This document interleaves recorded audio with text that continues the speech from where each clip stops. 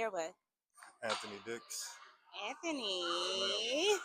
Anthony, welcome. Thank you. Thank you. Want to tell a little bit about what you do? People make buttons, I press them, and they make noise, and people give me money for it. All right, that's what I do. Now, I'm a musician. I'm a sound man, music director. Yeah. It's fun. Yeah. People give me drinks and food for free, and I get to do stuff like this sometimes. Absolutely, and we love you for it. Yeah. It's nice to be loved. Are you single? Yeah, mostly. Mostly. Most of the time? Pretty much. Or just mostly right now? Most of the time, Like, single doesn't always mean womanless. Like everybody's dating. Well, not everybody's dating, but I'm not afraid to go say, "Hey, I want to talk to you," and that's the best. Like, why not? Consider yourself commitment minded. Absolutely. It's not standard though. What does that mean? Um, it means you can. Relationships are all about agreements. I don't ignore that piece. And you can make an agreement with someone based on what works for each person. And I think a lot of people are afraid to say what they think will work, what they've like done in secret that they wanted to work and didn't work, or just what they want at all, because that could change from last year to this year. So commitment is a thing that happens, but I don't go about it in the way that everybody else does. And I'm gonna keep doing what works for me. I can elaborate. Yeah, like I want to know what in what ways that you could, in what ways you show that you're committing to a woman. My biggest thing is to add to a lady's life. Like I have things that I want. If I'm gonna say them. I want companionship. I want respect. I'm a pussy on demand. I feel like I'm gonna say it. And if she's like, okay, I think I can hang with that, I'm gonna say, do you have things you want? Most time, I say this jokingly. It's just like asking what you want to eat. But what I do always say is, I'm gonna add to your life. I'm gonna find a way, because I can't get something for nothing, and so that's commitment there. It's not like what our parents did and their parents did, and I do that shit. So, in saying that, what did you look for in a woman? I don't think there's a template. Like, I want to be honest and confident. Ambition is important. I've had some fails with that where we weren't aligned that way. So I feel like very loosely I can say, because you could be not ambitious and find a way to support me. You know what I'm saying? Or we could both be very ambitious and that could work. So it's not really a template. It's really can we make this work? I would though enjoy if she was respectful and kind, because I'm gonna give that. Give me what I give you at least. I'm gonna look for that. I think that's the best way I can answer that, because I don't have a checklist of that in my mind. I do have the checklist of this is what I want, and you give it how you give it. Well, maybe not you, a lady in general. Does commitment equals monogamy? Nah, I mean, I understand a lot of ladies want for it too, and I understand a lot of guys want for it too. Those aren't the same thing though. Like, you can show a lot of commitment and still want to touch that, him or her. I only want one. However, Oh, okay. and it is not him. All right, I like ladies, but yeah, and again, no judgment there. Like, you should tell the people important to you that you're intimate what you want, and let them choose. I can get with that or I can't. Like, I feel like I've learned, for me specifically, if you give a lady a choice, oftentimes she'll be glad that you gave her a choice, and then oftentimes she like you, she'll fuck with you, because now you're not hiding. So it may sound dumb to other people, it may sound dumb out loud. My experience has been tell a lady the truth. That don't mean it's gonna work out well. There's a lady that I have around now. I've told her all the truths. I've told ladies the truth for probably the past 7 years. But yeah, it doesn't mean it's gonna work out well. But she chose to be around. Whoever chooses to be around will choose to be around, and I think that's okay. I think it's okay. I don't know if it's right or it's wrong. I know that my life is working for me, and yeah. Yeah. You know, I'm optimistic, and but in general, especially when it comes to opinion, there's no right or wrong. Yeah. I feel like a lot of life and the world lives in gray. So in that you have to find what's right for you. Even in talking about what's a red flag and stuff like that. With a red flag, something can be a red. It can be it can look the same for many, but it's not going to be the same for each person. Yeah. So I feel like if it's a red flag for you, it's because it's something that's lacking that you need. That person is not giving you something that you're looking for. So it's a lot of truths, and I like to get different perspectives, but also it helps all of us uncover what is our truth. You know, First. not Yeah. being embarrassed. Yeah. Yeah, not being embarrassed about it. hmm Right. I like that. That's all it really is. I like that. Yeah. I'm not afraid, Not and I try to like. This is a bit of a tangent, but like, there's so many Christians in the world, and like, Jesus wasn't a chump. Why are you a chump? Like, these are the things that I kind of encounter in my life because I play in church too. Like, don't be afraid. Just say what you like and do what you want. Oh, that's it. That probably get me fired one day. Yeah, look, we ain't gonna go there because I definitely, I'm faith based and I follow Jesus Christ, and in that I feel like sometimes the perspective does get a little jaded and like just follow like going strongly with the Bible and moving forward like. We're not perfect, we're perfectly imperfect. So in that, to I think that's what shies some people away from church because of the pressure of having to be that disciplined, of having to obey, that fully commit to something in that way. Um, I do feel though it's a guide, and it's a lot that can guide a person.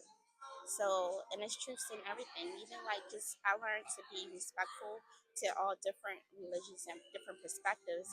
I do believe though that a man and a woman should follow God. Should have believe in God or have a spiritual leader instead of thinking that they're above, or I feel like it says something about you and morally you want the person to be sound. So Morals are funny. yeah. But the idea of being godly, I hear a lot in my life that I'm more of a godly man than I realize. Okay. Uh, I just think if you do everything out of love, then you can't lose. Like, if I treat every person like I love them, I'm gonna lose. Excuse me. If you treat, you start everything out of love with the person, and that person can reciprocate it, or that person wants it from you, then it's gonna be okay. And the relationship may expire, but it's gonna be okay until it does. Maybe I'm naive there. I don't know. I guess it's some naivety, I think, when even like in being optimistic or looking for the positive in things. And sometimes like that innocence can be great, it can be beneficial. And sometimes you have to still know, not sometimes, you have to still know how to um see the truth. Don't be blinded to the truth. Don't try to ignore the truth, you know? So don't be completely naive. It's fine in some instances, especially when you're trying to get along and get along. But always acknowledge the truth and honor. And I was talking about this like in a post, just to honor yourself. Honor what you know to be the truth. Because we all have a knowing. Don't stay where you're not appreciated. Don't what? Don't stay where you're not appreciated. Don't stay where you're not appreciated. For sure. All right. So when you said that, um, how do you feel about expiration dates in relationships? Do relationships expire? Oh, absolutely. Absolutely. If you are fortunate enough to get involved with someone and you get to have a lifetime, congratulations. However, I feel like a lot of people fight for this lifetime, and many of the relationships died 5 years in, 10 years in, 13 years in. Like there's no science says there are some things like I think there's something like a 7 year maturation cycle, but I'm not talking about that. I don't think there's any set number of years where a relationship expires. I think you're in it and you know when you feel it, and it's your duty to make the hard choice and stop. Because sometimes you done all you can. Sometimes you tried, you talked. Maybe everybody doesn't want to talk, and all those things are okay. What's not okay is spending a life in something that is subpar for you or depressing. Staying beyond the expiration date, staying too long is a tough decision because you have to be honest with yourself. You have to be honest with what you're looking at, and you have to be honest with the person that you probably love because you stay for all kinds of reasons or you are very much attached to. And big boy, big girl decisions. Yeah. Gotta make them, Yeah. and they're tough. Yeah. Staying past expiration date. You can eat that moldy bread. You know what I'm saying? You probably won't die. Your stomach will probably hurt though. You know. I don't know. This is a great example. This is the one that came to my head though. Yeah. You know, I was acknowledging something just about, because I'm divorced. I say past past the time that it expired. It could have easily been over, before it even really started. To acknowledge that. Um, but it's a part of me is just like you have to do something with your time, right? And You can do you with your time. You know. you have to do something with your time, and I think that's why a lot of situationships are like brought about. In that, I do say like I don't feel like the time was necessarily all like all bad or all to waste. Look at some women like just checking buckets off their list, which I'm not. That I do have. Look, I am a checker. Like I have goals and things, but when it comes to relationships and things like that, I won't check it off and feel like, oh, I got married. That's one off the list or whatever.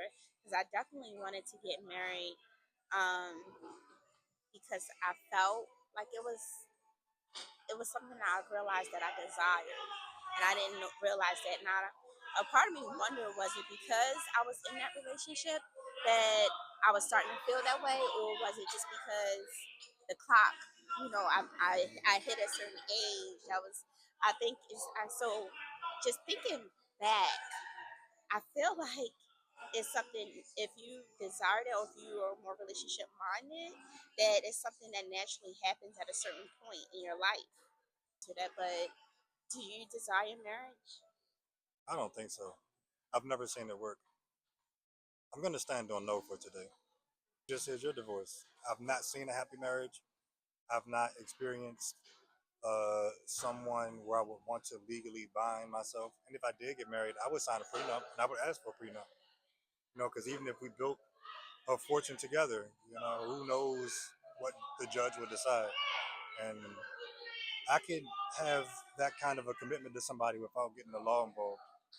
Marriage in my mind started with, here's my daughter, here's a cow. And people forgot that it was this business transaction. The relationship that I'm looking doesn't need that aspect. Uh, and then it gets messy because you involve the law. So no, I don't pick marriage. A long-term relationship could be nice, but those are tough to find too. You pick relationship long term over marriage. I pick a good relationship with a woman, however long it lasts. And I'm not talking to a woman hoping, oh yeah, in 5 years she's gonna be gone. Like my experiences show me things like this. I'm not talking to every lady, expecting it to end tomorrow.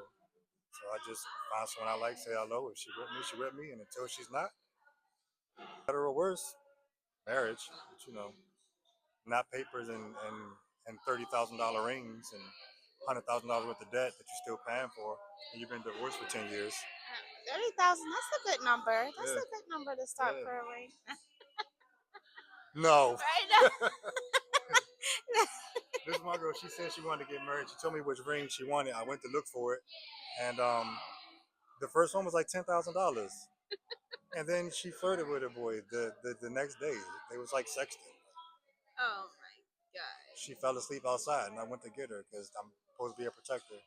And this is what I found. So Yeah. I will say, like, getting hurt, being hurt before, and seeing like the out negative outcomes can deter you from wanting to be married, especially because it's legally binding. I know like some people that feel like marriage is not necessary in some ways. Because if you're committed, you're committed. So it sounds like that's what you're saying. yeah, yeah, and it's really not someone making a mistake. It's repeated offenses that makes for me. Like when that happened to me, I was like, hey, you like somebody, that's okay. Just stop that because he sucks. And that started a cycle of behaviors. I'm not mad at somebody like somebody. I'm not mad. I agree with you. There's repeated offenses that make marriage not worth it.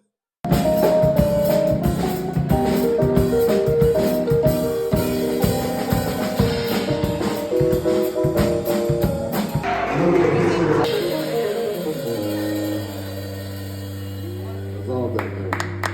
It's all that.